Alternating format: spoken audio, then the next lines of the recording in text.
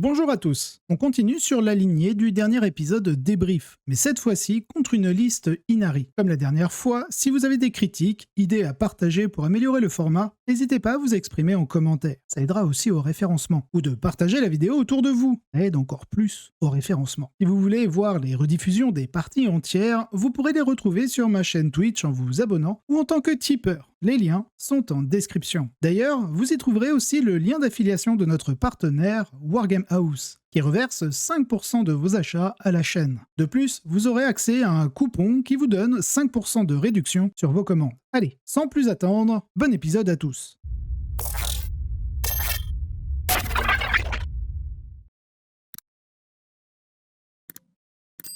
On est parti sur notre partie Tabletop Simulator contre une liste Inari jouée par Estenia. On va commencer par sa règle d'armée. Déjà, il joue Eldar. Bouh, il joue Eldar, bouh. Ouais, je surjoue un peu. C'est pas grave.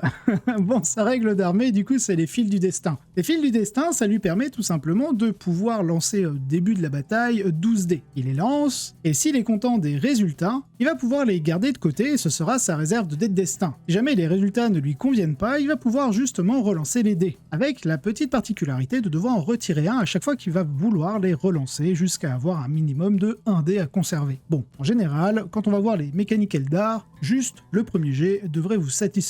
Puisque vous en lancez 12, normalement en termes de statistiques, vous allez obtenir au moins 2-6 en moyenne. Si vous en avez plus, tant mieux. Si vous en avez moins, et justement, ces dés du destin, qu'est-ce qu'il va pouvoir en faire? Mais il va pouvoir les utiliser pour diverger, donc de mémoire c'est le jet d'avance, de charge, de touche, de blesse, de sauvegarde. Est-ce que j'en oublie un? Je me suis noté. De dégâts et d'ébranlement. Voilà, j'en ai oublié 2. Et déjà pas mal, mais il va pouvoir utiliser ça qu'une seule fois par phase. Donc une fois la phase de mouvement pour l'avance, une fois la phase de charge pour sa charge, une fois la phase de tir pour le tir, une fois la phase de combat pour le combat. Bref, vous avez compris. Ensuite, on va passer à sa règle de détachement, qui est plutôt intéressant avec les dés de destin. C'est la prescience inégalée. Cela consiste tout simplement à pouvoir relancer un jet pour toucher et un jet pour blesser. J'ai bien dit et, ce n'est pas l'un ou l'autre, c'est les deux, aussi bien pour tirer que pour combattre. Donc chacune de ces unités dans son détachement peut effectuer une relance de jet pour toucher et pour blesser, aussi bien la phase de tir que de combat. Donc c'est très fort, surtout que derrière, vous pouvez cumuler à ça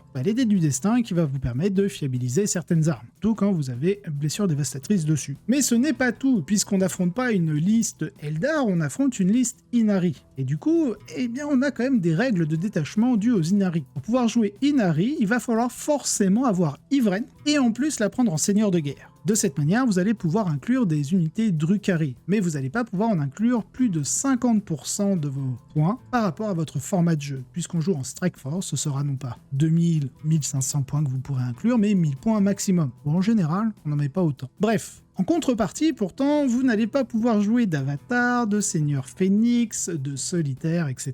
etc. Donc ça vous donne quelques lacunes par rapport aux listes purement Aeldari. Attention tout de même, car oui, il faut quand même faire attention. Car les fils du destin, pour vos dés de destin, vous n'allez pas pouvoir les utiliser sur vos unités Drukhari, car pour cela, il faut avoir l'aptitude, les fils du destin. Ce qui n'est pas le cas pour, comme on va le voir dans sa liste, les fléaux, les mandragores, les ravageurs, mais bon, ils vont pouvoir profiter du reste, parce que pour le reste, il suffit simplement d'être Aeldari, que ce soit les stratagèmes ou le trait du détachement pour la relance touche et blesse. Donc ça reste plutôt très intéressant. Allez, passons à la suite. On va commencer par les personnages. Tout d'abord, on a la femme de Ivren, qui est seigneur de guerre. Ensuite, on a Linkarn, voilà, qui est déjà pas mal. Donc Linkarn, il a quand même cette particularité de pouvoir se téléporter lorsqu'une unité est détruite, aussi bien l'une des vôtres que l'une de l'adversaire. Et c'est assez pénible parce qu'il peut le faire une fois par phase, donc vous pouvez perdre une unité en phase de tir, hop, je me TP, et j'en perds une en phase de combat, hop, je me TP. Et celle en phase de combat est particulièrement pénible, surtout si c'est durant le tour de l'adversaire, parce que il fait sa phase de combat, paf, il tue, vous vous téléportez, et vous êtes prêt pour votre tour, puisqu'il va mettre fin à son tour, votre adversaire. Après sa phase de combat, et oui, c'est pas simple, c'est pas simple. Mais c'est comme ça. Allez, on va avoir un grand prophète. juste ici. Sa particularité, c'est qu'il peut transformer justement un dé de destin en un 6 non modifié, donc très utile, que ce soit pour des sauvegardes, des dégâts ou pour les blessures dévastatrices, et aussi il donne un -1 pour être blessé, donc très pratique quand on a des gardes fantômes qui ont aussi bien blessure dévastatrice qu'une endurance 7, donc -1 pour être blessé, c'est plutôt fort. Ensuite on a, qui dit garde fantôme, irrite, la petite crotte entre Lincarn et les gardes fantômes.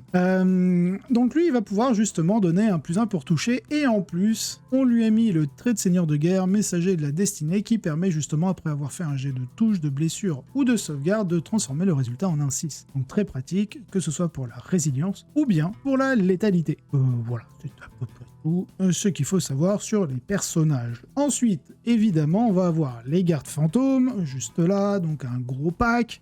Ils ont quand même la particularité de pouvoir réagir lorsqu'ils sont ciblés. Et c'est là où ma liste est plutôt intéressante contre ce genre d'unité, parce que je cible très peu, ce qui fait qu'en fait, il pourra quasiment jamais utiliser cette capacité contre moi. Et je crois que dans la partie, il n'a pas pu la faire une seule fois, donc tant mieux. Ensuite, on a des araignées spectrales, pour pouvoir juste réussir à réaliser des objectifs de mission. Vous le verrez plus tard, parmi les secondaires qu'il a pris, il y en a une où il doit faire une action, et forcément, dès qu'il peut avoir des unités qui se téléportent un petit peu partout pour pouvoir faire des actions, c'est très très fort. Et ils sont quand même assez résilients. Ensuite, on continue avec sa liste, on va avoir un tisseur de nuit, le Night Spinner, très fort. Alors, quand il m'a sorti la liste, j'étais très content qu'il en ait qu'un, parce que s'il en jouait 3, enfin moi, il m'a dit, ouais, je joue Inari, je me suis dit, ok, why not? Je me suis dit, putain, je vais peut-être me taper 3 Night Spinner, ou même 2. Même 2, c'est chiant. 3, c'est relou, c'est mort. 1, c'est plutôt gérable. Et encore plus si j'ai le tour 1. Bref, en tout cas, c'est très fort, hein. Le gars, il est Devastating Wounds, Twin Linked, enfin bref, même s'il est PA0 et qu'il tire en indirect, il est très très très efficace. Ensuite, on a donc les Shadow Spectres, juste ici, devant les fléaux, qu'on verra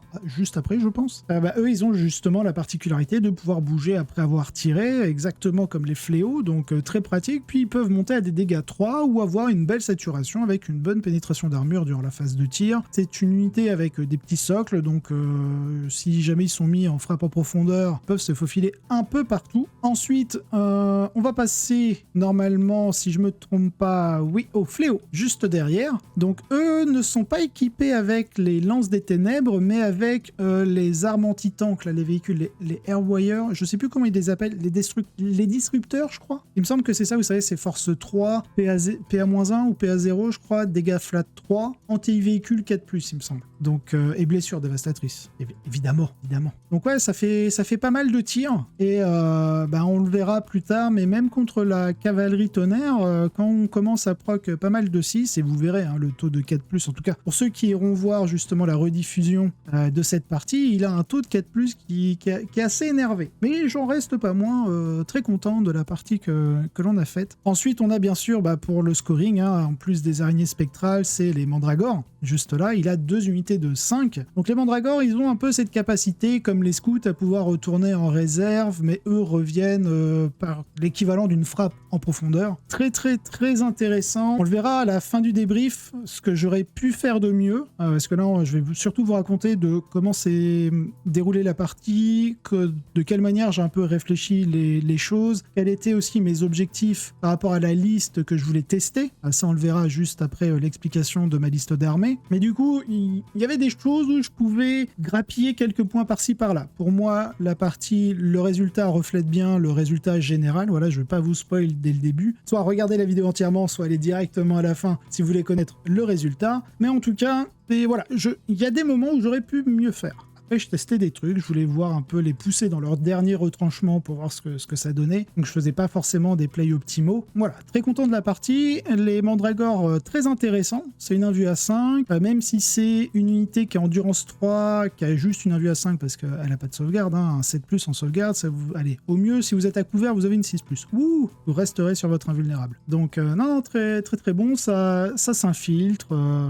Très très bonne unité. Je sais pas combien elle coûte, mais si elle coûte en gros l'équivalent d'une 50aine, 60aine de points, ce serait trop fort. Insane. Ensuite, on va aller voir, je crois, c'est les 2 ravageurs. Voilà, juste ici. Donc eux, par contre, sont équipés en lance des ténèbres. Donc 3 lances des ténèbres, quand vous avez 3 tirs à force 12, je crois. Ouais, c'est ça, D6 plus 2 en dégâts. Avec une reroll touche, une reroll bless. Bah, même si vous n'avez pas les dés de destin, enfin vous pouvez pas l'utiliser pour eux. Une reroll touche bless pour 3 tirs, vous touchez normalement à 3+, donc vous avez une relance, donc stat, vous en ratez une, vous la relancez, vous la réussissez, donc ça fait 3 touches. Force 12, et moi ça va blesser à 3+, dans le pire des cas. Avec une reroll, bah en fait c'est 3 touches, 3 bless, hein. En termes juste de stats purs. Donc non, très très très bon. C'est une endurance de 9, bon ça pallie un peu sur la sauvegarde à 4+, mais l'endurance 9 pour ce genre de volant, je trouve ça très très bien, très très bon. Ensuite, on a les tisseurs célestes, donc eux pareil avec l'espèce de disrupteur là, contre les véhicules, et il a mis les espèces de vouges, les vouges Zéphyr, je crois. C'est comme ça? Oui, c'est ça. Les vouges Zéphyr pour le dégât 2, pour avoir un petit répondant au corps à corps. Bon, autant vous dire qu'au comptement, il est pas venu au corps à corps avec. Mais il m'a bien emmerdé avec ses mouvements, ses tricks et ses disrupteurs, surtout. Bon, bref, allez. Ensuite, je crois qu'on va passer à ma liste. Voilà, c'est ça. Alors, du coup, ma liste, on est toujours sur les 3 packs de loup, hein. On va commencer par le premier, celui de Logan, juste ici. Donc, je garde Logan, je garde toujours ces 3 packs. Logan qui reste toujours très fort. Sur ma liste, je vais passer un peu rapidement sur ce qui a déjà été joué sur le dernier épisode, donc je vous encourage à aller le voir. Je vous mets le lien en description pour ceux qui veulent plus d'informations sur la liste. Et à Logan, voilà, la full reroll touche sur toute l'armée, reroll charge en plus, et le petit gain de PC supplémentaire. Il peut aller dans des Thunderwolf parce que ça reste une unité montée, c'est pas un monstre, c'est pas un véhicule, c'est une unité montée personnage. Il profite grandement de la cavalerie, on verra juste après pourquoi. Ensuite, toujours le petit lieutenant, le chef de bataille garde-loup qui permet justement, lorsque l'unité se fait tirer dessus, une fois que l'adversaire a résolu les tirs de son unité, donc c'est pas toute la phase de tir, c'est juste une unité qui me cible, il finit ses tirs, il les résout, je fais mes sauvegardes, tout ça, et après ça, hop, une fois par bataille, je peux le faire pour chaque chef de bataille, une seule fois, lance un dé, et je peux me déplacer, je fais un mouvement normal de D6 pouces dans la direction de l'unité ennemie la plus proche, et je peux arriver à portée d'engagement avec ça. Donc on le verra avec un stratagème, je vous encourage d'ailleurs à aller voir l'ancien épisode parce que j'en parle, mais il y a un stratagème où s'il se rapproche à 9 pouces de moi, pour un point de commandement, je peux faire un mouvement normal de 6 pouces. Faut pas que je sois à portée d'engagement, et je peux pas arriver à portée d'engagement, mais quand on fait 6 pouces plus derrière D6, bah c'est extrêmement relou pour l'adversaire, pas pour moi. Moi, je suis plutôt content. Et bien sûr, la cavalerie loup tonnerre qui permet, lorsque l'unité a chargé, d'avoir +1 dégâts sur toutes les armes de mêlée de l'unité. C'est-à-dire que les attaques de monture, aussi bien pour l'unité de cavalerie loup tonnerre, le chef de bataille garde-loup, Logan Grimnar. Je crois que sur ce pack, juste toutes les attaques de monture, ça fait 27 attaques. Touche à 4+, force 5, PA-1, dégâts 1, mais du coup dégâts 2 en charge. Souvent avec une reroll des touches. Touche létale du chef de bataille, parce que oui, le chef de bataille, c'est un lieutenant, hein, donc il donne la touche fatale. Pardon, en français, c'est pas touche létale, c'est touche fatale. Donc blesse auto. Et quand on a une petite force de 5, c'est très appréciable, surtout quand on a de la grosse relance des jets pour toucher, que ce soit via Logan ou via le serment de l'instant, c'est très pratique. En plus à ça, vous rajoutez 24 attaques de cavalier loup tonnerre, qui est aussi force 5, PA-1, dégâts 1, mais du coup dégâts 2, plus les 4 attaques de gantelet, parce que tous les QG que je pouvais équiper, je leur ai mis un gantelet, pour pouvoir toucher en fait à 2+, plutôt que de toucher à 3+, avec un marteau qui donne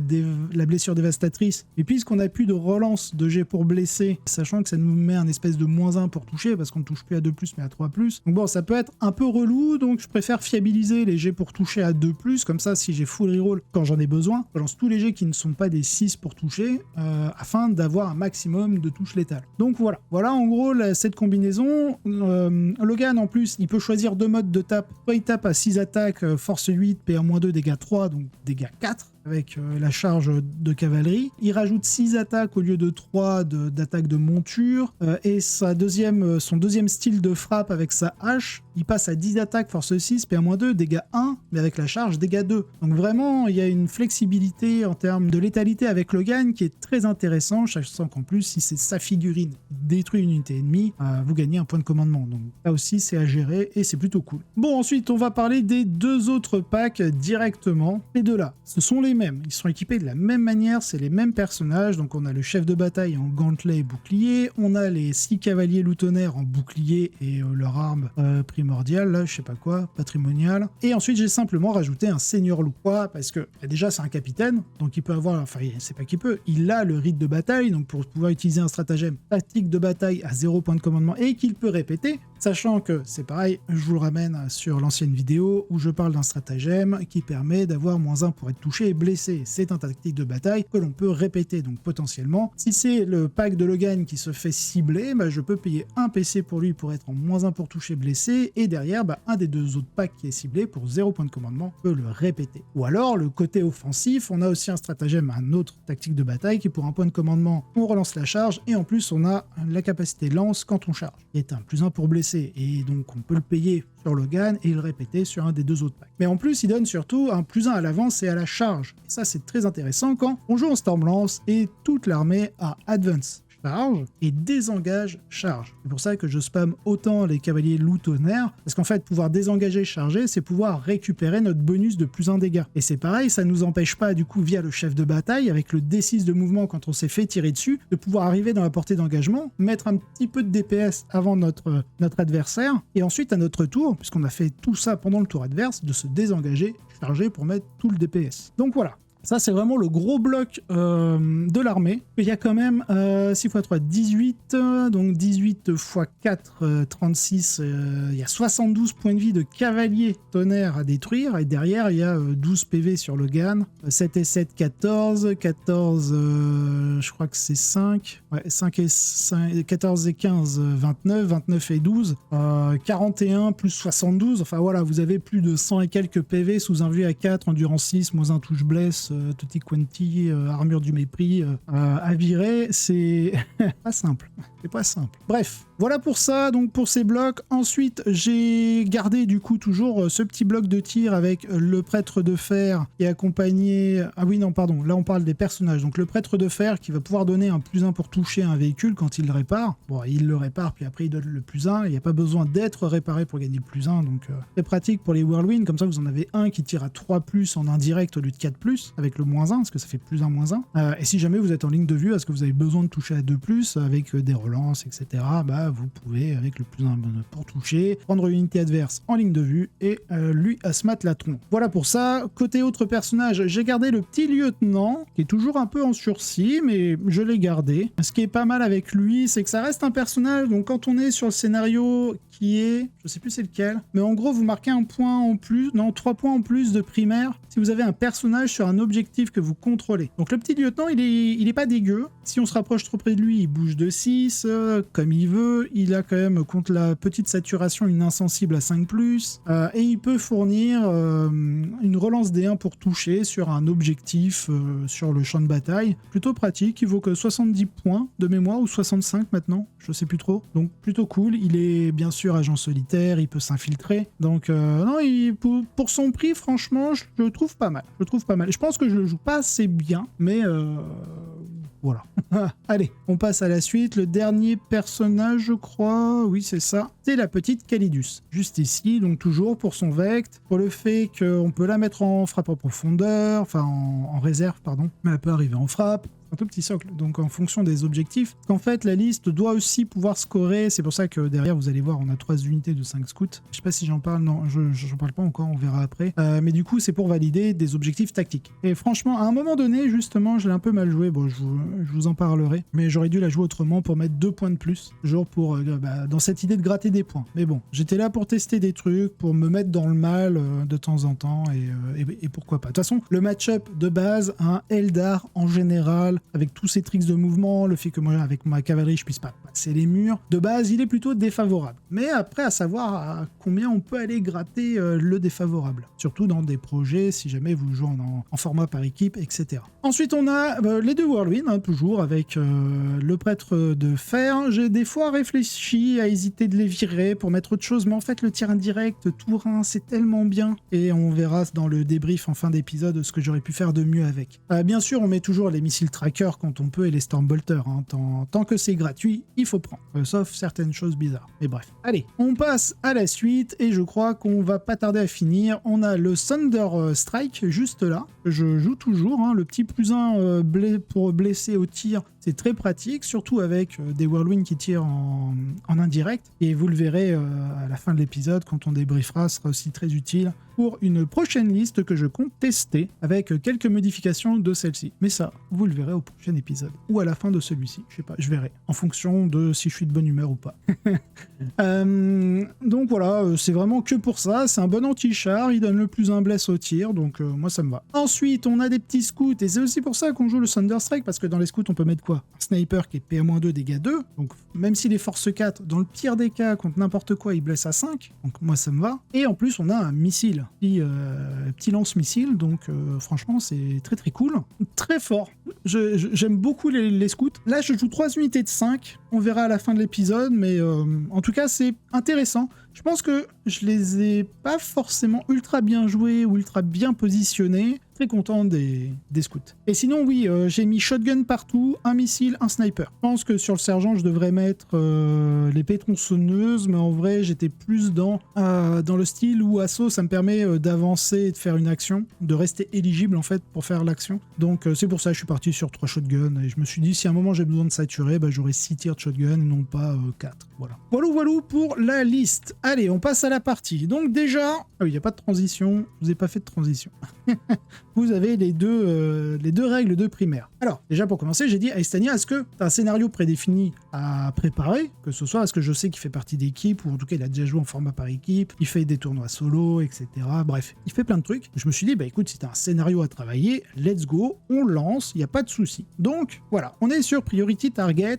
Au niveau du déploiement, on est en sweeping, je sais plus quoi, enfin vous verrez, de toute façon, on va parler du déploiement, c'est la grande diagonale. Ensuite, du coup, on a 2 règles de primaire là-dessus. Ah oui, puis pour la règle, enfin l'effet de mission, là, c'est Chilling Rain, donc c'est la pluie tranquille, il me semble. Du coup, Priority Target. Et bien sur le premier, donc j'ai mon petit stylet, normalement, hop, il est où? Il est là, mon petit pointeur laser ici, donc ici, hein, voilà. Donc c'est 5 points quand vous contrôlez un objectif, et c'est 10 points maximum par tour. Donc en général, ce type de scénario, on va régulièrement marquer 5 ou 10 points de victoire, c'est assez gérable, et surtout ce qui est fort, c'est en fin de partie. Et ça, c'est un scénario qui aide beaucoup ceux qui commencent la partie en deuxième, parce que du coup, bah souvent, hein, vu que l'adversaire peut pas vraiment réagir par rapport à ça, bah du coup, en général, le deuxième joueur, il met 15 là-dessus. Et s'il a mis 10 ici durant son tour, bah du coup il colle 25 points de primaire et en gros c'est la moitié de ce qu'il peut scorer. Donc c'est juste insane ce scénario là pour le deuxième. Je vous spoil pas, vous verrez qui commencera premier quand on lancera les dés, parce que j'ai pris le screen. Ensuite, au niveau des objectifs secondaires, donc Estenia lui il a pris déployer les balises de téléportation, qui fait que s'il le fait au centre du champ de bataille il marque 3 points, et s'il le fait dans ma zone de déploiement c'est 4 points, mais 4 points en fixe, et s'il était en battle tactique c'était 5 points. Donc clairement, vu qu'il a des mandragores qu'il peut amener en réserve ensuite, un peu comme mes scouts, fin de mon tour, hop, il les met en réserve, puis hop, il arrive en frappe en profondeur, et hop, il fait l'action dans ma zone. Du coup, plutôt fort, vu que j'ai une armée qui se projette beaucoup, j'ai moins d'écran, si vous voulez, pour repousser les frappes. Et bien sûr, le second qui prend, je vous l'ai remis là, parce que on le voit pas très bien, mais c'est bien Assassinat, parce que j'ai une chier de personnages, je crois que j'en ai 10 ou 11, quelque chose comme ça, donc clairement, il peut se le permettre. Pour ma part, je suis parti en objectif tactique parce que il a que 3 personnages, il a un véhicule et un monstre, donc il n'y a pas vraiment de quoi scorer, et j'ai pas vraiment une armée faite pour aller faire des trucs genre déployer les balises, tout ça, donc j'ai préféré partir en tactique, et je pense que ça c'était un bon choix. On fait le jet de dés, et du coup c'est moi qui le remporte, et c'est lui qui commence à se déployer en premier, parce que vu que les terrains WTC, parce qu'on joue en format WTC, hein, donc les rez-de-chaussée des petites ruines, ils sont opaques. Vu qu'on joue en WTC, en fait, bah, les tables elles sont symétriques. Il n'y a pas de différence, donc qu'il soit défenseur pour choisir sa zone de déploiement, bah vas-y, c'est la même pour les deux, donc aucun intérêt. Mais par contre, pour l'attaquant, l'intérêt c'est que le défenseur se déploie en premier, donc il met sa première unité, donc nous on est en réaction quand on va s'installer sur notre zone de déploiement par rapport à lui. Et je crois qu'on a à peu près autant de pauses, même s'il va en mettre plus que moi en réserve, donc à voir. Ensuite, du coup, il commence à se déployer, il met une unité de mandragore juste ici, donc en infiltration, hein, prêt à prendre le contrôle de cet objectif. Ensuite, pour ma part, je commence à regarder, j'ai fait la petite aura de 6 pouces ici pour voir en faisant juste un mouvement d'éclaireur si je peux le contrôler, parce que si jamais j'ai le tour 1, un mouvement d'éclaireur, pof, je peux l'avoir, ou juste mon mouvement classique, sans aucun souci. Une fois que c'est fait, j'installe tous les autres scouts. Voilà, de son côté, il va mettre son Night Spinner juste ici. Voilà. De mon côté, spoiler, dans ma zone de déploiement, il y a la petite ruine. Là, on a vu, c'est cette ruine-là, lui, de son côté. Bah, moi, c'est la mienne, mais en opposé, donc par là, genre. Je regarde, hop, je mets l'aura un peu de contrôle de l'objectif. Je mets vraiment un orteil de socle dedans. Pourquoi je le mets comme ça? Parce qu'en fait, là, j'ai mis son aura de 3 pouces, qui fait que je vais mettre un petit Whirlwind ici, là, paf, pour qu'il devienne agent solitaire quand il a un véhicule à 3 pouces de lui, tout simplement. Lui, malin. Donc, lui, il nous met sa deuxième unité de mandragore, prêt à aller sur cet objectif-là. De mon côté, je réagis donc du même côté, juste derrière cette ruine-là. Ça, c'est une petite ruine de mémoire. Donc, vraiment, juste ici, hop, je mets un scout. Parce que je me dis, est-ce que de cet objet, on peut contrôler en mettant un poil de socle un peu serré? Et oui, effectivement, on peut contrôler l'objectif en mettant un poil de socle serré. Donc, hop, je suis dessus, j'installe tout le monde et c'est bon. De son côté, il installe, c'est quoi ça déjà? C'est ses gardes... Non, ses gardes fantômes, il va les mettre là. Je crois que c'est ces araignées spectrales, ça. J'arrive pas très bien à voir. Oui, si, pardon. Ce sont ces araignées spectrales. Donc, milieu, prêt à aller un peu où le besoin se fait sentir. De mon côté, bah, je rajoute une deuxième petite unité de scout ici, parce que le but est potentiellement avec le mouvement d'éclaireur de me diriger vers le centre, parce qu'en fait, au niveau du champ de bataille, ici, je sais pas où est-ce qu'on va... Ouais, voilà. En fait, les scouts, c'est faire un mouvement de 6 pouces, puis après 6 pouces, donc 4 à 12 de l'objectif pour pouvoir le faire, le prendre et faire une action à la rigueur. Et le but, c'est ça, c'est si jamais j'ai une action à faire. Et pourquoi je les mets pas genre par là? Bah, tout simplement, ils sont pas agents solitaires, il n'y a pas beaucoup d'endroits pour casser les lignes de vue, donc je préfère vraiment jouer sécure et les mettre ici. Voilà. Donc une fois que c'est fait, lui, je sais plus trop ce qu'il pose. Moi, je pose mon Whirlwind ici. Là, je regarde si je peux mettre un deuxième Whirlwind, parce que là, à partir de ce moment, en fait, là, je suis vraiment en train de faire des pauses, j'ai envie de dire, de merde, dans le sens où, oh spoiler, je vais cacher des Whirlwind, je vais tirer dessus hors ligne de vue. Ouh là là, quelle surprise. Voilà, donc j'essaie de préserver un maximum d'unités, on va dire, clés dans l'armée pour bien les positionner par rapport à ce que lui fera en termes de pause. Et donc là, le Whirlwind, je pensais le mettre ici, mais je me dis là, vu que j'ai le cul qui sort, en fait, la ruine, elle cover pas trop mon cul de Whirlwind, donc je voulais pas qu'il mette un raider, il fasse genre 2 pouces et puis qu'il me tire dessus. Voilà, là, je peux pas le poser, mais je le mets ici. Alors, ce que j'aurais dû faire, c'est même le plaquer contre le mur, parce qu'en fait, j'ai pas fait gaffe, mais ici, s'il peut faire venir un raider, hop, il voit mon véhicule et il peut me tirer dessus. Donc voilà. Ensuite, lui de son côté, du coup, là je sais plus ce qu'il a posé, mais il pose ces deux...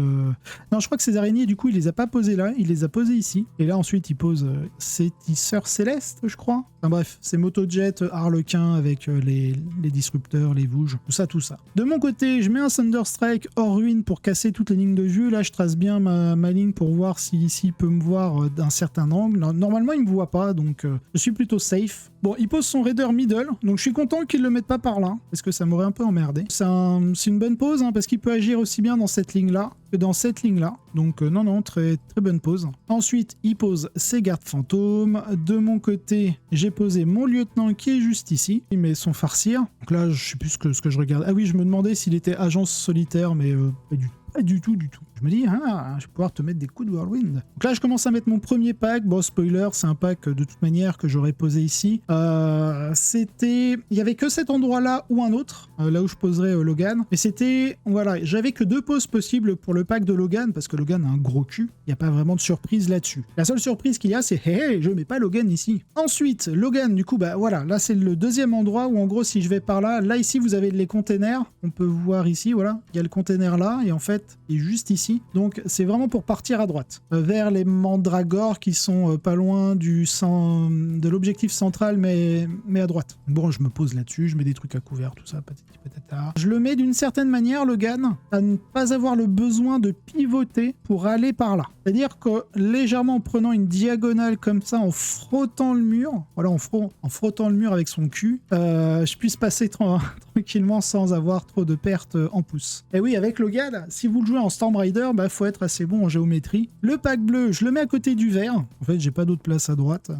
Et eux, par contre, ils peuvent prendre le centre sans trop de soucis. Donc voilà, j'ai 2 packs, un qui peut aller tout droit. Alors lui, clairement, il est pas bien, hein, mais j'ai pas vraiment d'autres endroits pour être safe. Je me dis de toute façon, vu que c'est ce pack-là, bah, je payerai pour un PC la possibilité de faire -1 touche bless, et pour 0, soit je fais 0 armure du mépris, soit je fais pour eux 0 s'ils décident de tirer sur eux, de faire le -1 touche bless. Ensuite, on a fini de se déployer, on fait le jet de dés, et c'est moi qui l'emporte. Je fais un 6 et il fait un 4, je crois, ouais, c'est ça. Il fait un 4. Pas un des rares 6 que je ferai durant la partie. Alors, je commence la partie, je pioche mes 2 objectifs, donc on a étendre la ligne de front. 2 objectifs que je dois contrôler. Ouais, c'est ça, c'est celui de ma propre zone de déploiement et un dans le No Man's Land pour faire 5 points. Autant vous dire que je ferai les 5 points. Et l'autre, c'est déployer les balises de téléportation. Et c'est là que je suis content d'avoir pré-shot un peu les scouts pour faire leur mouvement d'éclaireur plus 6 pouces pour aller faire l'action. Du coup, je commence ma phase de mouvement, j'avance le pack de Logan, j'essaie de faire le plus possible, d'aller choper justement le pack de Mandragore avec une charge. Ce qui est sympa, c'est que je laisse toujours, dans le pire des cas, et je vois qu'au niveau des mouvements, c'était un peu galère. Parce que le pack a commencé ici, hein, donc c'est pour ça que c'était vraiment une ligne droite pour Logan. Le but, c'est que lui, si je réussis la charge, Logan, le contact socle à socle, et lui, il sera en contact socle à socle. Comme ça, Logan, je peux le faire taper avant le reste. Et d'abord taper Logan, comme ça, si Logan détruit les mandragores, je gagne un point de commandement. Donc voilà, je dois taper ma meilleure advance avec ce pack. Je crois que j'ai fait 4, comme ça. Donc ça fait 14 pouces quand même, c'est une belle projection. Ensuite, j'avance ce pack-là, je crois que je fais un bon 5, plus un 6, donc voilà. Ensuite, ce pack-là aussi, il avance, donc vous voyez, hein, quand je vous dis, je peux le faufiler, il n'y a aucun souci. Je crois que je fais un bon jet d'avance aussi. Et toujours avec le petit +1, le +1 du Seigneur Loup, c'est excellent. Mon Seigneur de guerre, j'en ai pas parlé, mais c'est toujours le Prêtre des Runes, hein, c'est le plus safe, voilà. Ok, ensuite, de mon côté, donc voilà, je vous ai ramené avec le mouvement d'éclaireur, plus leur mouvement, bah, je suis même largement, très largement, dans les 6 pouces pour faire déployer les balises de téléportation, parce que je peux pas aller dans sa zone de déploiement. Là, j'ai fait bouger les scouts, voilà, c'est juste pour mettre un petit pied dans l'objectif. De mémoire, je crois que j'ai une charge à 6, et du coup, +1, j'ai une charge à 7, et avec le stratagème où je peux relancer la charge, normalement, c'est une charge faisable. De son côté, il se dit, ouais, charge à 7 reroll, c'est chiant, donc il va utiliser son stratagème qui, à la fin de ma phase de mouvement, lui permet de bouger de 7 pouces. Sur une unité qui bouge que de 6, c'est plutôt bien. Donc, en gros, il avait pas beaucoup de pouces. En gros, il a pas fait les 7 pouces. Est-ce qu'il était, vous voyez, hop, ah si, vous voyez là? Ouais, il est presque à la pointe de la grande ruine. Donc, vous voyez, il était presque là. Donc là, il y a pas, entre cette figue-là et là, il n'y a pas 7 pouces. Hein. Genre 3 pouces. Mais bon, ça me fait faire du coup une charge de mémoire. Je devais faire une charge à 10, parce que je crois que je suis à 11 piles, et je devais faire une charge à 10 que je rate. Voilà, donc à 10, donc à 9. Non, je crois que c'était une charge à 11, que je dois être à 11,1. Et du coup, je dois faire 10 en tout, avec mon +1. Donc il fallait que je fasse un 10 sur mes 2 dés. Ici, il y a le farcir, que je vais dégommer. Il n'y a plus le farcir. Je l'ai gommé. J'ai un peu fait de la merde, parce que déjà, j'ai oublié de mettre le serment de l'instant. Donc ça fait que j'ai dû utiliser les 2 whirlwind pour tuer le farcir.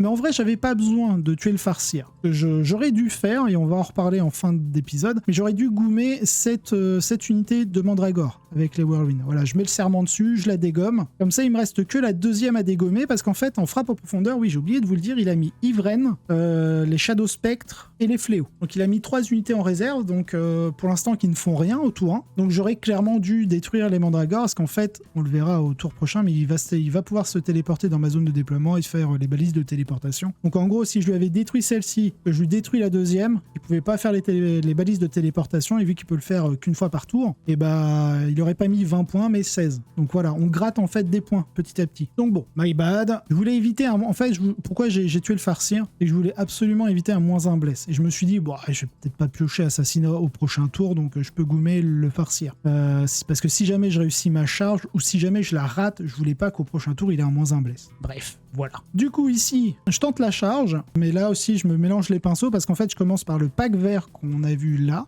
précédemment. Donc, je tente ma charge, sauf que comme un idiot, j'ai oublié d'activer mon stratagème qui s'active à la phase de charge, mais avant que je fasse le jet de dés, parce que je peux relancer ma charge et c'est au moment où je déclare ma charge avec l'unité, je dois utiliser le stratagème. Donc déjà, j'oublie de le faire. Mais en plus, j'aurais d'abord dû commencer par Logan, je payais un PC, comme ça, son pack pouvait relancer sa charge, et je l'aurais réussi parce que vu que je commençais par lui, je crois que vu que je commence par le vert, je fais genre 7 à la charge, et derrière je fais 9 et plus un 10, alors que j'aurais dû faire 10 plus un 11 pour réussir, parce que c'est une charge à 11, et du coup, bah, Logan aurait forcément réussi. Sauf que vu que j'inverse le tout et que je fais de la merde, du coup, tente ma relance de charge avec une relance de commandement parce que c'est aussi une tactique de bataille que je fais pour 0, ce qui fait que derrière bah, j'ai plus mon 0 PC, enfin vraiment je fais de la merde. Et du coup bah derrière j'enchaîne avec Logan, sauf que j'ai pas envie de payer de PC pour lui faire relancer la charge parce que j'ai encore oublié de lancer. Même si on est sur une partie de test, là c'est vraiment de la grosse erreur de ma part. Je veux garder cette erreur en compte pour pouvoir m'en souvenir, parce que je marche aussi un peu comme ça en termes de mémorisation. Quand je me mets un bâton dans les roues qui fait très mal, bah je m'en souviens. Et je fais plus attention à la prochaine partie. Bref, full merde, là j'ai une charge à 5. Bro, je fais 3. Je peux même pas faire ma reroll de commandement parce que je l'ai utilisé sur le pack vert. Je vous le dis, j'ai fait de la merde. Parce qu'en vrai, si je lui pétais les 2 packs de Mandragore, alors déjà avec Logan, je gagnais un PC, je récupérais en gros le PC de dépenser là, et j'étais tranquille en fait. J'étais tranquille. Il pouvait pas venir scorer dans ma zone de déploiement, et du coup, au lieu de faire les points qu'il fera, bah, ce sera ses points moins 4. Donc, même si le match-up est défavorable, je peux gratter, et en plus, du coup, je me projette plus vite, plus fort, et j'aurais pu lui dézinguer des trucs qui m'ont un peu emmerdé par la suite. Bref, je rate ma charge, donc je me retrouve un peu penaud comme ça. Voilà. C'est pas mal, c'est une belle vue, hein, comme vous pouvez le constater ici. Juste ici, donc c'était son pack qui était là, hein, qui est venu, hop, paf, comme ça, et il est bien dans ma zone de déploiement qui est genre...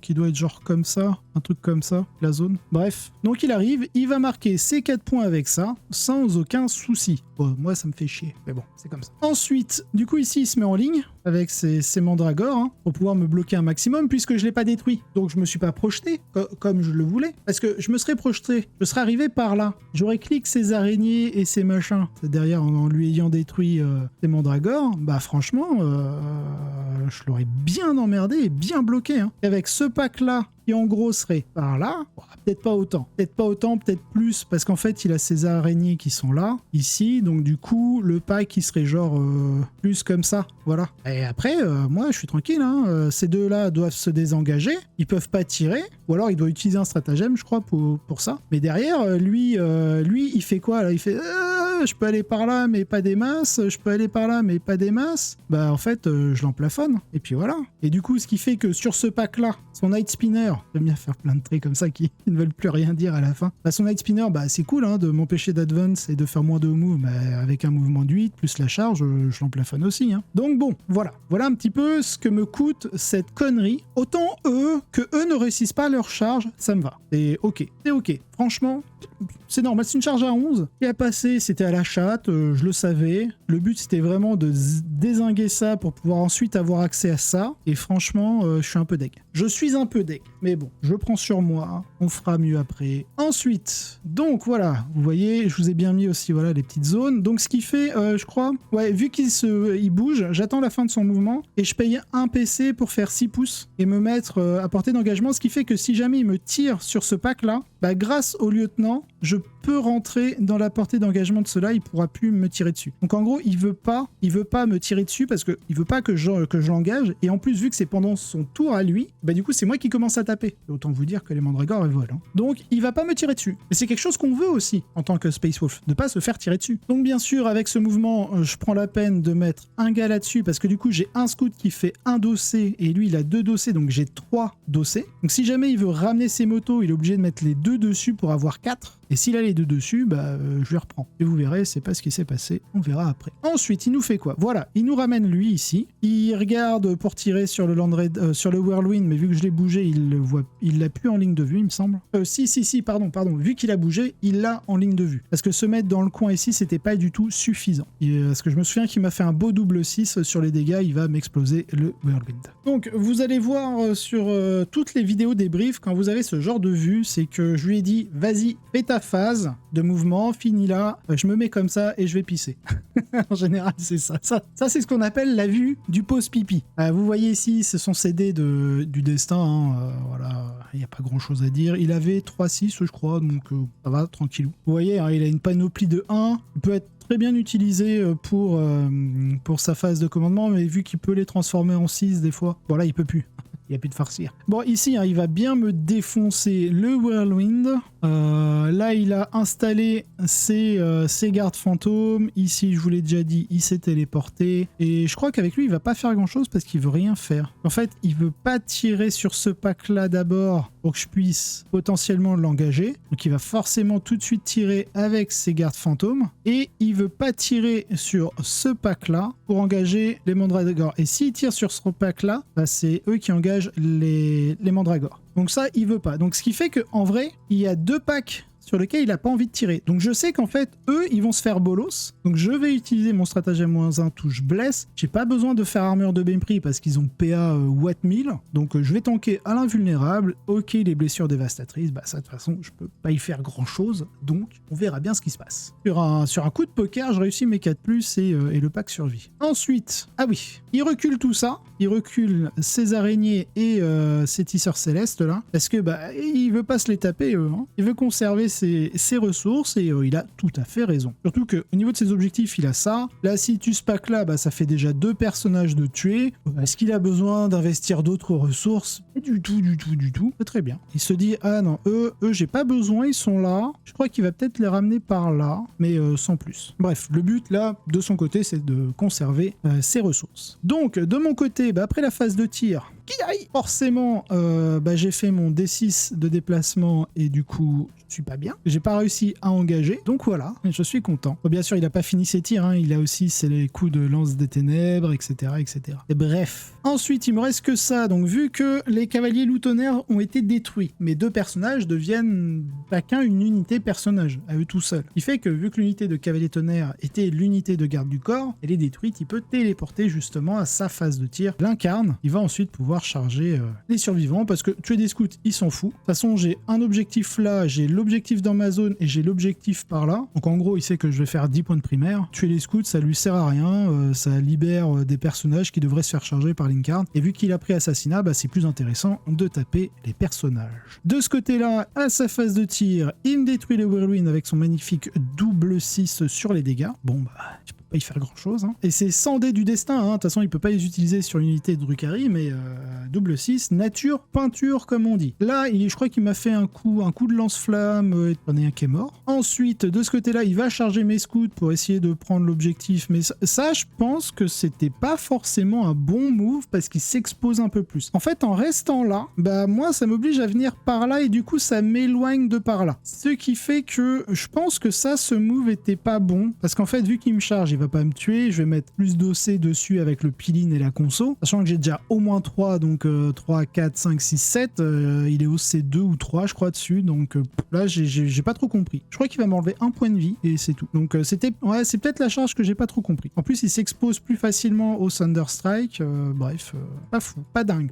Donc de ce côté-là, il me charge le dernier perso, il le défonce. De mon côté, donc nouveau tour. Là, on est au tour 2. Tour 2, donc j'ai investigué sur les signaux, là. Je dois être à 9 pouces d'un coin de table. J'en fais forcément 2, donc il y a une unité de scout, celle qui a fait, je crois que c'est celle qui tenait l'objectif, là où il y avait l'incarne, vu que je voulais pas la perdre, hop, je la mets en réserve à la fin du tour adverse, en me disant si j'ai un objectif qui me demande de faire tel truc, c'est bon. Donc là, je pioche investiguer les signaux, donc je suis plutôt content, donc je vais pouvoir justement faire ce que j'ai envie, et c'est là où le lieutenant, il va permettre de scorer par rapport à ça. Et je chope assassinat. Et c'est là où je me dis, ah merde, si j'avais tué les mandragores déjà, enfin ouais, c'est ça, les mandragores, il serait pas chez moi, donc il aurait pas fait 4 points. Et en plus, il y aurait encore son farcir que je pourrais tuer avec les Whirlwind, en lui mettant le petit serment de l'instant là.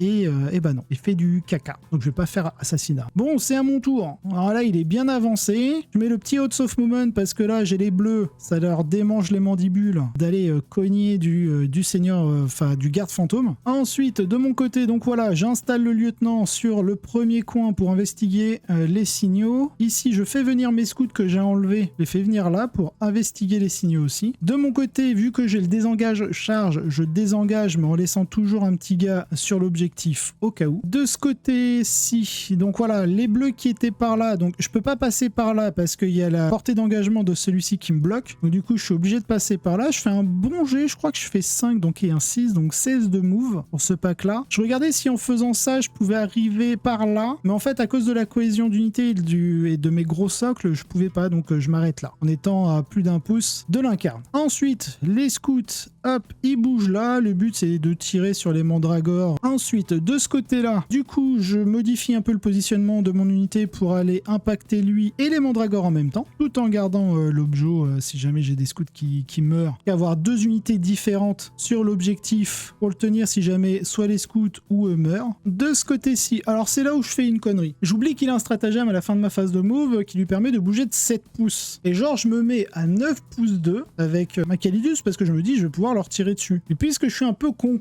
dans mes périodes où je fais pas attention, où je suis pas assez concentré, bah du coup il va simplement bouger de 7 et il va me dire c'est ciao. Donc bref, alors qu'en vrai, je pouvais la mettre, on va le voir je crois sur la prochaine diapo, voilà. En fait, dans ce coin-là, je pouvais l'amener vraiment tout au fond là, j'avais la place. Il y avait personne pour me bloquer parce que l'incarne il est par là, il avait vraiment plus rien par là. Donc du coup, j'aurais vraiment pu l'amener là-bas et faire 6 points sur les signaux plutôt que 4. Et donc entre les 2 unités de Mandragore où il faisait pas balise de téléportation, donc 4 points en moins, et moi je faisais 2 points en plus, bah ça fait que ça modifie, je crois je faisais sur le résultat ramené sur 20, je faisais 1 point de plus et lui 1 point de moins. Donc voilà, ça se joue des fois à pas grand chose. Voilà, il est recul de 7, il y aura que lui qui pourra leur tirer dessus, et même lui où je m'étais mis à 12 pouces tout pile ici, bah il est dans le vent. Donc voilà, cette unité-là, ne pas l'avoir tué tout rang, bah j'enchaîne les conneries derrière. Parce que du coup, je me dis, ah merde, si les scouts, je les avais mieux placés, je faisais l'action avec elle, et puis je tirais avec les scouts. Et vu que je suis con, bref, la suite. Le Thunder Strike, donc je le positionne bien, je cache la ligne de vue par là contre, vous savez, c'est le ravageur qui est tout au fond là-bas, là. Mais je prends la ligne de vue sur le ravageur qui est ici, c'est pour ça aussi que j'ai désengagé, pour essayer de le bolos. Ensuite, je fais quelques tirs sur eux, donc ils m'enlèvent ceux du pack de Logan, ça c'est un peu relou, mais bon, c'est pas non plus dramatique. Là, je fais mes charges, je réussis, je mets Logan ici pour les mandragores, pour que ce soit Logan qui tape, et si jamais je me foire avec Logan, bah j'en ai 2 autres en socle à socle, 2 socles à socle pour pouvoir taper, et ici j'en ai 2 et 1 en socle à socle. Je me dis qu'avec les points de vie, je crois qu'il lui reste 3-4 points de vie, parce que j'ai eu de bons dégâts avec le Thunder Strike, donc plutôt cool. De ce côté-ci, donc bon, je finis quand même par tuer les mandragores qui étaient là, mais du coup il en profite pour hop, téléporter sa merde d'incarne là. Donc voilà grosso modo à quoi ressemble le champ de bataille. De mon côté, je charge. Peut pas s'activer, je vais pas tirer dessus. Mais il y a une chose à savoir quand même, ce que j'aurais pu faire pour faire un peu plus d'impact. Parce que vous pouvez infliger des blessures mortelles avec les Thunderwolf parce qu'ils ont le mot-clé grenade. Et même chacun de vos personnages ont le mot-clé grenade. Et j'étais allé chercher, pour ceux qui regarderont la rediff, j'en parle justement à Estenia, je me dis, en fait, j'avais cherché sur les personnages à voir si on pouvait avoir une arme d'assaut. En fait, vu que la cavalerie Thunderwolf la fait toujours avancer, on n'est jamais éligible pour pouvoir tirer. Et donc on ne peut pas faire le stratagème grenade, à moins de juste faire un mouvement normal. Et du coup, j'étais allé voir, est-ce qu'il y a une petite arme à la con d'assaut, quitte à enlever le bouclier sur le Seigneur Loup, parce qu'il a déjà une invue à 4, et le bouclier, ça lui donne juste plus 1 PV pour avoir 7 points de vie endurant 6, invue à 4. Et ben non, donc tant pis. Je crois que durant la partie, je l'ai fait une fois, mais je sais plus à quel moment, et j'ai fait 3 blessures mortelles, donc plutôt cool. Ici, du coup, je charge avec mes scouts, parce que je sais que je vais les nettoyer, et qu'au pire, je vais pouvoir me repositionner en me rapprochant de l'objectif. J'active Logan, je défonce les mandragores, et je gagne mon point de commandement. Eux, je les active, vu que au Piline, il n'y a pas de question d'aller vers l'objectif. Piline, c'est vous êtes obligé d'aller vers l'unité ennemie la plus proche, et vous devez finir à portée d'engagement. Si c'est pas possible, c'est mort. Donc du coup, je ne fais pas mon Piline avec les scouts, mais j'ai le droit, vu qu'ils ont chargé, à être activés. Je peux pas faire de Piline, mais derrière, je peux enchaîner le mouvement de consolidation, et là, je peux arriver sur l'objectif suivant les règles, tout simplement, de consolidation. De ce côté-là,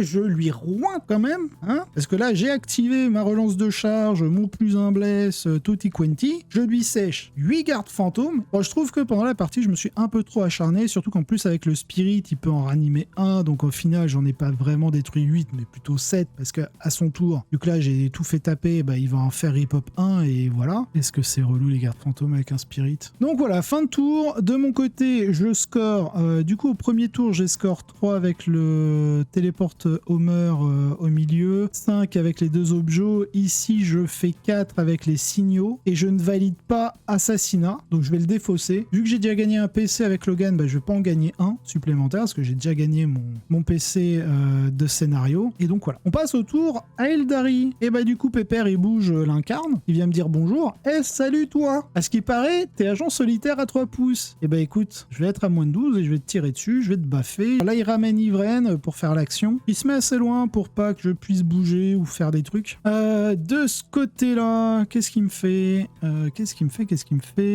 Oui, il a fait rip-up son gars. Il fait reculer ça. Ah oui, pour prendre la ligne de vue là, par là. Et ici, il a reculé ses motos et il a mis ses araignées là, je crois. Je crois que c'est pas là qu'il est fait TP. Ou peut-être, je sais plus. Si, je crois que c'est là. Je crois que c'est à ce tour-ci où il va TP ici. Bref, je sais plus trop. Donc, il bouge, il désengage. Donc, bah, moi, vu qu'il a fini son mouvement, j'utilise mon PC et je bouge de 6. Et c'est là où il me dit, putain, tu vas pas me lâcher, hein? Bah non, un loup, quand il a un os à ronger, il le lâche pas, hein. Vu que c'est un mouvement normal, je peux le faire un peu comme je veux. Donc, je laisse un mec, je garde ma cohésion de 2 pouces, ici et ici, là. Et je me mets à 1 pouce ici. De ce côté-là, et bah, il ramène les Shadow Spectre et ses motos qu'il a ramené, je sais plus d'où. Et je crois qu'ils étaient là, mais je pouvais mettre quand même ma Calidus ici, parce qu'il y avait plus de 9 pouces. Voilà.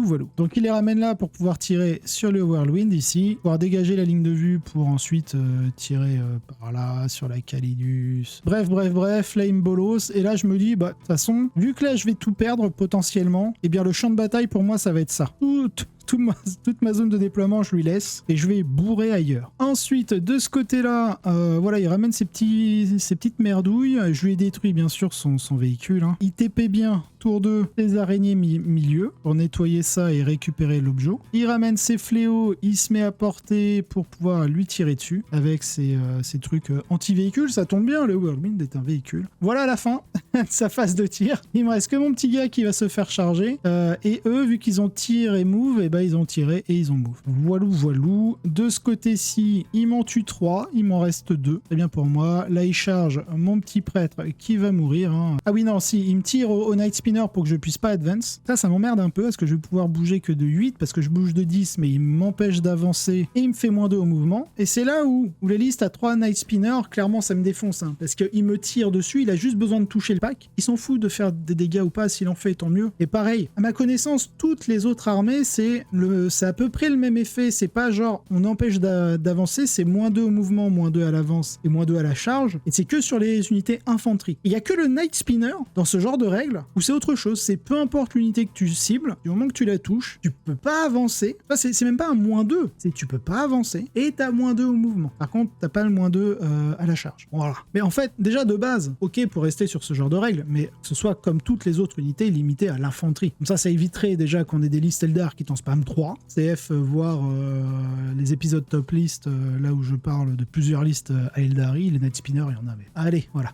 Donc moi déjà, je suis content quand j'en ai vu qu'un. Je me suis dit, ah, Estenia, c'est un bon gars. C'est peut-être un joueur Eldar, mais c'est un bon gars. Ouais, il m'a bolos avec son incarne, mais non, très plus il est adorable. Bon, je peux pas avancer, ça m'emmerde. Du coup, au niveau de mes objectifs, donc j'ai Overwhelming Force. Je crois que là, je pioche 2 objectifs où je dois lui casser la gueule. Je dois détruire des unités qui sont sur des objectifs qu'il contrôle. Et je marque 3 points par unité, donc si j'en détruis 2, ça fait 5 points. Ensuite, j'ai objectif hostile, donc je dois reprendre le contrôle d'un objectif qu'une unité adverse contrôle au début de mon tour. Donc très bien. Donc ici, je mets mes scouts. Alors, je crois que j'aurais pas dû tous les sortir. Si, ici, parce que je voulais faire des tirs ici. Et du coup, je mets le lance-missile et le sniper dans la ligne de vue là-bas. C'est du ravageur pour pouvoir lui tirer dessus, parce que je vais faire du tir combiné avec mon Thunderstrike, parce qu'il est encore en vie, lui. Ici, je bouge de 8 laborieusement ici pour essayer d'aller le choper, lui. Et il va se barrer, hein, il va faire 7 pouces là. Et s'il se barre, puisque c'est un objectif qu'il contrôle au début de mon tour, bah, je fais quand même Storm Hostile. Hein. De ce côté-là, bon, je garde le machin, puis je me mets juste à portée de charge de ces deux-là, tout en conservant le contrôle ici. Et je me dis, je lui laisse le serment de l'instant dessus, j'espère que je vais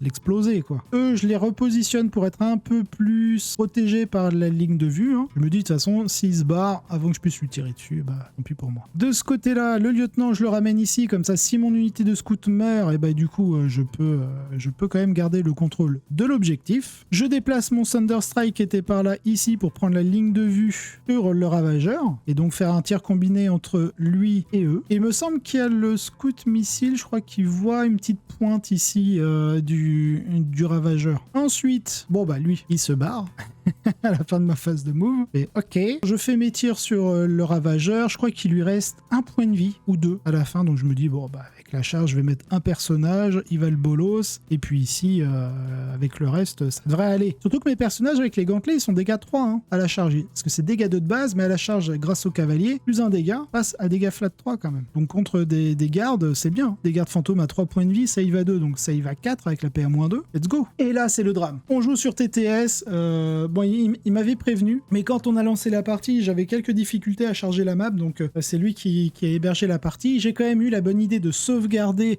genre juste avant que je commence mon tour. Voilà, on a eu une petite déco, donc j'ai relancé la sauvegarde, et du coup soyez pas surpris s'il n'y a plus les couleurs sur les unités, s'il y a peut-être un décalage d'un pouce ou deux, mais bon franchement on a fait au mieux pour se remettre comme on était, et voilà, il n'y a pas eu de souci en soi. Donc de mon côté bah, je laisse toujours un spirit et un garde fantôme. Par contre j'ai détruit le ravageur ici, donc ça par contre ne pas les avoir détruits là maintenant ça m'emmerde, parce qu'en fait si je les avais détruits l'unité je pouvais la ramener par là pour me protéger tout le flanc droit, et bah non. Ensuite du coup à son tour il désengage, et c'est peut-être là où j'ai pas forcément bien joué, parce que je crois que je vais utiliser un PC pour me rapprocher toujours alors qu'en fait j'en avais pas besoin. De ce côté là vu qu'il a avancé avec enfin il a bougé avec ses motos ici, bah du coup il arrive à 9 pouces lui, je le mets là. Alors en vrai j'aurais pas dû le mettre là, j'aurais dû le mettre comme ça, parce qu'en fait je me suis pas dit s'il détruit le Thunderstrike et qu'il fait pop son incarne, bah la charge elle est facile, alors que si je le mettais genre par là sans que lui puisse le voir, donc en gros par là, bah du coup la charge, alors attendez, avec la ligne de vue de lui, ouais, et je fais à peu près là, bah, si je le ramenais par là il pouvait pas me tirer dessus, et l'incarne qui pop là, bah il peut pas traverser la ruine pour me charger, et du coup je garde une ressource, donc il aurait eu que eux à charger, et je lui enlève un assassinat potentiel, en tout cas sur ce tour. On a la prise de vue pause pipi, donc voilà, il fait son tour, donc bon mon lieutenant je l'ai ramené là, je suis un peu con. Ensuite il ramène ses fléaux ici, eux ils vont rester là pour faire le machin, elle va rester là pour faire les actions, et l'incarne il va chercher à se TP par là. Donc eux il a désengagé, lui il reste sur l'objo, les araignées sont ici, normalement il va revenir ici je crois faire je crois qu'il va revenir ici juste pour reprendre l'objectif et m'enlever du primaire, et voilà, je crois que c'est à peu près tout, parce qu'en fait j'ai plus cet objet là, je vais faire que 5 ici, ou alors je vais faire mon move et je vais abandonner l'objectif qui va m'enlever de moi-même un point de primaire, mais bon c'est comme ça. Bref, voilà, on voit le petit mouvement ici. Alors attendez, il y en a pas un autre qui a bougé? Ah si, ici pardon, il y a ces motos qui étaient là qui bougent là pour reprendre, enfin pour contester, parce que moi je suis au C2 et il est au C2, donc juste pour contester et m'enlever 5 points de primaire. Il bouge ses scouts, voilà ici, pas ses scouts, ses araignées sur l'objectif, parce que j'ai 4 OC, j'ai 2 d'OC ici, j'ai 1 et 1 ici, donc j'ai 4, donc il met les 5 dessus pour me reprendre l'objet et m'enlever du primaire, et ici de toute façon il compte me bolos tout ça pour reprendre le contrôle ici et m'enlever encore du primaire pour que je fasse 0, et bah tant pis. Du coup il me détruit le Thunderstrike avec les coups de Airwire et les fléaux qui étaient par là qui le voyaient, donc bon normal hein, c'est de l'anti-char. Il TP l'incarne, et là je fais ah, vu que j'ai bougé ici avec mon gars j'ai oublié, alors que si je l'avais amené là j'aurais été tranquille. Bon bah je lui donne un assassinat en plus. Ensuite je crois qu'il me tue ça, ouais c'est ça. Ah oui du coup ces fléaux qui étaient là il les recule parce qu'il a tiré hein, il veut pas non plus me donner des cibles faciles. Qu'est-ce que je fais là? Je sais plus ce que je fais. Bref, je crois qu'il me nettoie les scouts, il me charge le lieutenant, il me le tue. Bon bah pas de bol. Maintenant à mon tour, j'ai attempting target. Ah oui, il me sélectionne un objectif et je dois le prendre. Ah il est assez malin parce que du coup il choisit, et puis c'est lequel qui Non, je crois que lui, je vais pas le faire. Je crois que je le fais pas, lui. Je crois que je vais payer un PC pour le virer. Je crois que c'est lui que je vire avec un PC. Moi, j'ai nos prisonniers, hein, je dois lui casser la tronche de plusieurs unités. Non, bah c'est pas là.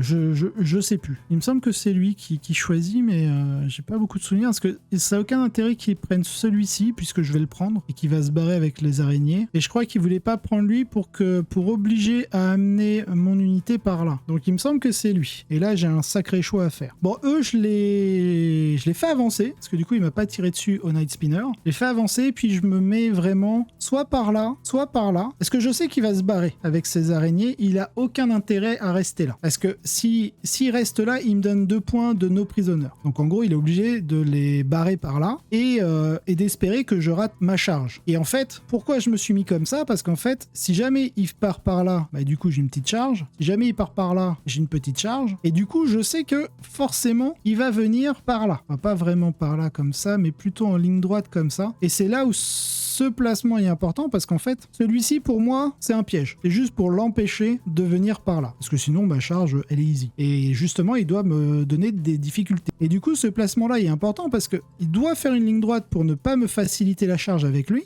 Mais du coup, en fait, lui, peu importe comment il se met, je vais avoir une charge à 6 ou 5, grand max. Donc voilà, petit piège, mais c'est un truc à prendre. C'est un coup à prendre. Donc c'est pour ça que je me suis mis en arc de cercle ici. Et vu que j'ai 2, 4, 5, 6, j'ai une unité de 6, donc j'ai pas besoin d'avoir 2 figurines en cohésion aux unes des autres. De ce côté-là, bon, j'abandonne l'objectif, je décide de pas marquer dessus, je veux finir ça pour aller prendre ici cet objectif et lui enlever du primaire à la fin de la partie, parce que je décidais que dans ma zone de déploiement, je l'abandonnais, elle me servait plus à rien. Et si jamais en plus je piochais, j'avais aussi en tête, c'est de piocher le bastion qui rapporte 8 points si je contrôle l'objectif dans la zone de déploiement adverse. Donc je me dis, ok, let's go, le karma peut tourner, je peux peut-être faire 8 points au prochain tour. Donc du coup, je continue sur les gardes fantômes. Donc quand vous jouez aussi en mission tactique, en objectif tactique, bah, vous devez aussi prendre en compte la possibilité de piocher un certain objectif tactique pour marquer des points de victoire. Comme moi, par exemple, le deuxième tour, j'aurais dû me dire, bah, potentiellement, je peux piocher assassinat,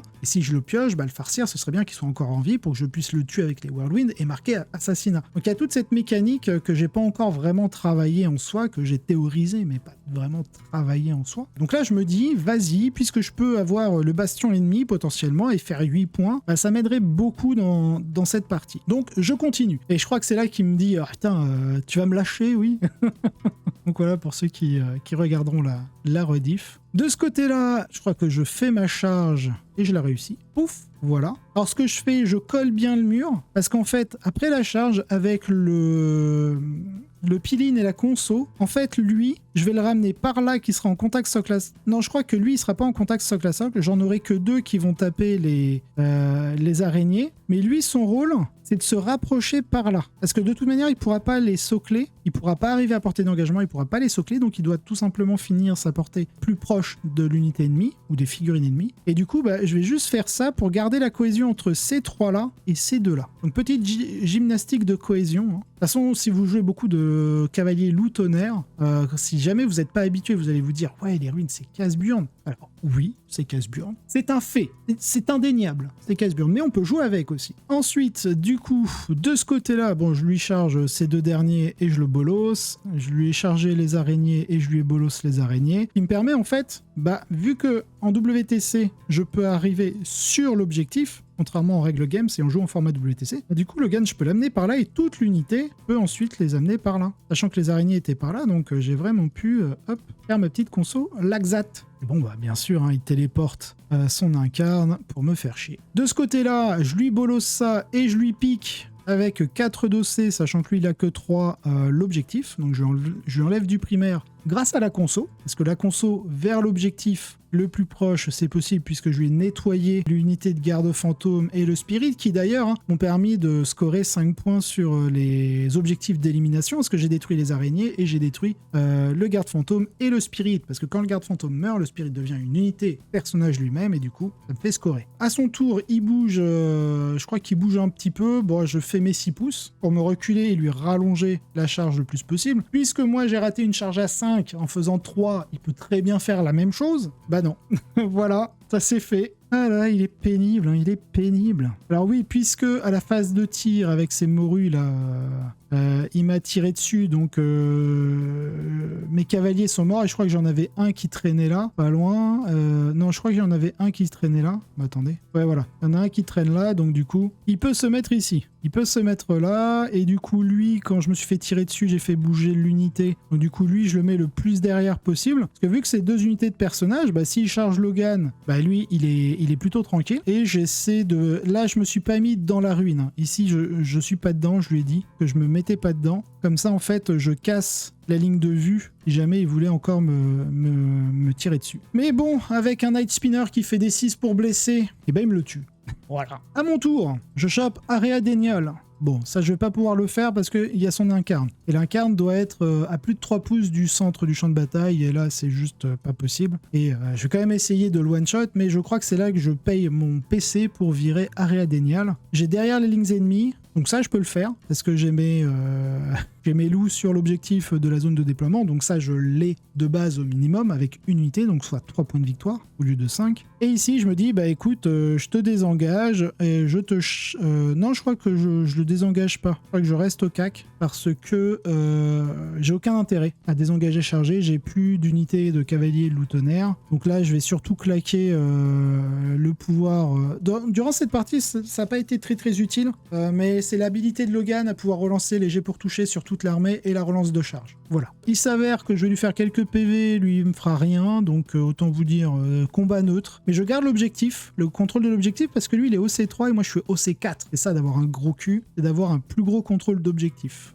Donc oui, ici je lui ai détruit le Night Spinner, j'ai gardé le contrôle ici si jamais je chopais le bastion. J'ai essayé de jouer sur ça. Il me rapporte 5 points de primaire et 5 points en fin de partie, soit 10 points. Non, 15 en tout parce que j'avais lui qui a fait 10 et après je fais 5 avec ça. Voilà. Il me le but, je prends tout, je prends ça, je prends ça, je prends...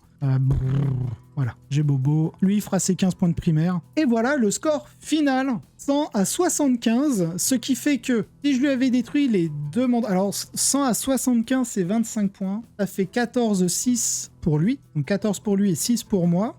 Si je lui avais fait moins 4 en tuant les 2 unités Mandragore, ça faisait qu'il faisait 96. Et moi, si j'avais mis mon assassine dans le 3e quart, dans le 3e coin du champ de bataille, faisait 2 points de plus, donc ça faisait un 96 et 77, et du coup ça faisait 13 pour lui et 7 pour moi. Vous voyez, des fois avec quelques erreurs qu'on modifie, bien sûr j'aurais pu lui mettre plus de pression sur le primaire dans sa zone de déploiement. Là ça aurait pas mal changé la dynamique globale de la partie, parce que du coup il a pu me faire son écran avec ses mandragores, il a pu venir dans ma zone de déploiement, scorer. Derrière, quand moi je suis arrivé, il les a bougés de 7 ses mandragores dans ma zone de déploiement pour reculer, où je pouvais pas les détruire, enfin je pouvais pas les détruire comme je voulais, je vais les détruire de manière différente. C'est quand même fait, mais bon, ça m'a demandé de la ressource. Et c'est de la perte de temps, parce que cette ressource-là, si l'unité n'existait plus, j'aurais pu la mettre ailleurs. Donc voilà. Mais il aurait eu son -1 pour être blessé sur les gardes fantômes. Et donc là, je sais pas combien je lui en aurais tué. Donc, voilà. Ensuite, c'est pareil, je me suis dit, ces gardes fantômes, le double move, il peut pas faire genre bouger de 6, bouger de 7 et tirer, parce qu'en fait, soit il bouge après avoir tiré, ça lui coûte 2 points de commandement, je crois, ou alors, s'il bouge, c'est à la fin de mon mouvement. Donc ça veut dire que au mieux, ces gardes fantômes, je crois que ces armes ne sont pas assaut, donc il peut que bouger de 6 et tirer à 12, il me semble. Donc en gros, il a une portée effective de 18.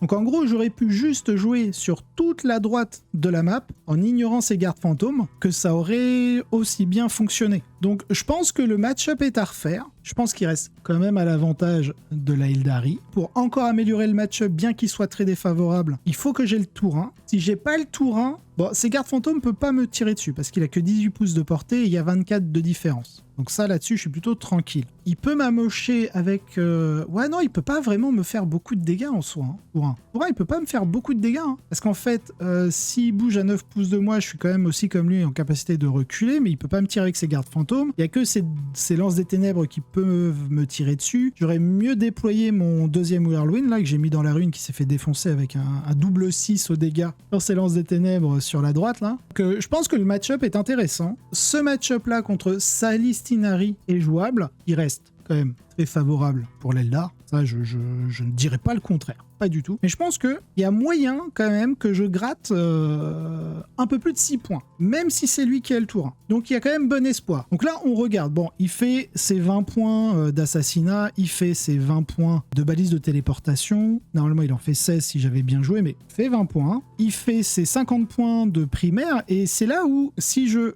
lui mets la pression sur les mandragores tour 1, que derrière, avec mes packs de loutonnaire, je l'emmerde dans sa zone de déploiement, etc., avec son objectif qu'il a pas, en fait, ses points de primaire, il en met pas autant. Donc ouais, je pense que le match-up, en vrai, il est jouable. Je pense qu'on a peut-être fait des erreurs chacun. Alors, vu que j'ai pas l'habitude de jouer Eldar, je ne suis pas un joueur Eldar, donc est-ce qu'il a pas fait de petites micro-erreurs, soit de placement, soit de déploiement ou autre? Peut-être, je sais pas. Je pense qu'on peut arriver sur une égale. Je pense qu'en fonction de mon tirage d'objectifs tactiques, là, il était pas catastrophique. Bon, il y a quand même 3 tours sur 5 où je n'en valide que 1 sur les 2. Je pensais pas monter jusqu'à 75. Je pense que le scénario aide un peu sur cette fin de partie à mettre les 5 points en plus parce que je tiens l'objectif dans sa zone. Mais après, lui aussi, c'est pareil, en termes de primaire, il est très bien.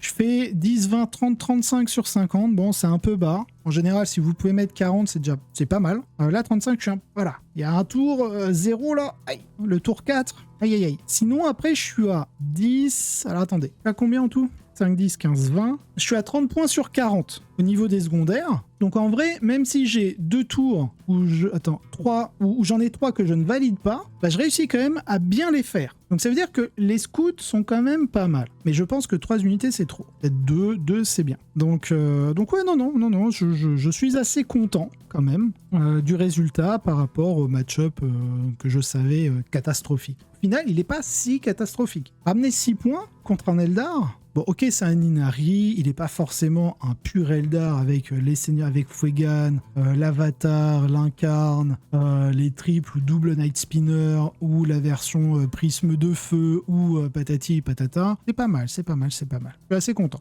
Bon, maintenant on va passer sur le débrief de la liste. Qu'est-ce qu'il y a à changer dedans? Je pense que 3 unités de scout, c'est trop. 2, je pense que c'est bien. C'est 110 points. 110 points, c'est l'équivalent d'une unité de 3 Inceptors. Donc 2 unités de scouts, c'est bien. Avec les équipements qu'ils ont, fusil d'assaut pour valider les actions, pour pouvoir avancer et valider une action, pour tenir un peu la map. Non, très, très bien. Le lieutenant, armes combinées. Alors, j'ai oublié de faire la relance des 1 pour blesser avec Logan, mais ça changeait rien, en vrai. Parce que je tapais à dégâts 3, donc dégâts 2. Je lui faisais pas assez de dégâts pour lui détruire l'incarne au cac. Il y a un G pour les 6 attaques. Je crois que je fais 4-1, 1-2 pour toucher et un 1-4. Et là, je fais, heureusement qu'il y a une reroll. Et surtout, ces canons disrupteurs, là, qui sont Devastating Wound, enfin qui sont blessures dévastatrices et anti-véhicule 4+, ça fait que il me blesse sur du 6 mes unités montées, et via les dés de destin, en fait, il me fait 3 flats, blessures dévastatrices, que je peux pas sauvegarder du coup, il suffit qu'il ait déjà avec la relance, sa petite relance de bless, le dé de destin, avec ces espèces de motojet, j'ai pris tarif en vrai. J'ai vraiment pris tarif. Je pense que j'ai pris trop de blessures dévastatrices par rapport à la stat. Mais même s'il y a une histoire de jet de dés, souvent les gens sont là, ouais, j'ai perdu à cause du jet de dés. Je n'ai pas perdu à cause du jet de dés. Je savais que le match-up était défavorable. J'ai essayé de faire mes tests. Je me suis acharné sur les gardes fantômes parce que je voulais voir un peu quel type de punch je pouvais faire. Et franchement, sans compter le -1 pour être blessé du farcir, va pouvoir détruire 8 gardes fantômes, alors 7 parce qu'il en ranime 1, mais 8 gardes fantômes, pas intéressant, hein. Sachant qu'il a utilisé un dé du destin, il a utilisé l'optimisation de son spirit qui permet de transformer un jet de sauvegarde en un 6, ça fait déjà 4 dégâts qui sont censés passer et donc lui en détruire un autre en plus. Hein. Que sans ça, c'était déjà raté. Hein. Donc potentiellement 9 gardes fantômes, pour des gars qui sont juste PA-1 ou PA-2 avec les QG, mais c'est surtout les QG. Hein. Et les 2 QG, le seigneur loup et le chef de bataille, c'est 9 attaques, touche à 2, force 8 plus 1 bless, PA-2, dégâts 2 qui passe à dégâts 3, plus les attaques de monture, etc. Parce qu'un pack est 24 attaques de monture, force 5, PA-1, dégâts 2 du coup, plus 24 attaques de cavalier, force 5, PA-1, dégâts 2 avec la charge, et 9 attaques, touche à 2, force 8, plus 1 bless toujours, hein, PA-2, dégâts 2, donc dégâts 3. Donc c'est un fort potentiel. Je suis assez content d'avoir mis des gantelets. Je me dis aussi, si jamais vous jouez une liste avec l'optimisation de Stormlance qui fait plus 1 en force, plus 1 en PA, et si vous avez chargé, vous êtes en plus 2 en force, plus 2 en PA, je pense qu'il faut mettre sur votre Seigneur Loup, sur Loup Tonnerre, c'est l'arme relique, qui est force 5, PA-2, dégâts 2. Donc en termes de PA et de dégâts, on est comme le gantelet. Vous touchez de la même manière à 2+. Vous êtes force 5, mais vous passez force 6, force 7. Avec le plus 1 blesse, c'est très bien, mais surtout vous gagnez une petite attaque en plus. Vous n'êtes pas à 5 attaques, mais à 6 attaques. Ou alors vous pouvez garder le gantelet. Vraiment, le gantelet, ça m'a fait plaisir. Pouvoir toucher à 2, être dégâts 3 à la charge, je le conseille, plutôt que de jouer marteau. Si vous avez collé vos personnages avec des marteaux, bon bah tant pis. Mais ouais, franchement, si vous pouvez avoir des seigneurs loups, des chefs de bataille, ces boucliers gantelets, franchement, je conseille. Hein. C'est le même nombre d'attaques que le marteau, vous touchez à 2+, et non pas à 3+, et vous avez la même force, la même PA, les mêmes dégâts. La seule chose qui change, c'est que sur le marteau, vous avez en gros un -1 pour toucher, mais vous gagnez la Devastating Wounds. Voilà pour le débrief. Merci à tous d'avoir suivi cette vidéo. N'oubliez pas de vous abonner, de liker, de commenter, de partager. Cela aide énormément la chaîne. #référencement. Et dans tous les cas, je vous souhaite un excellent wargame.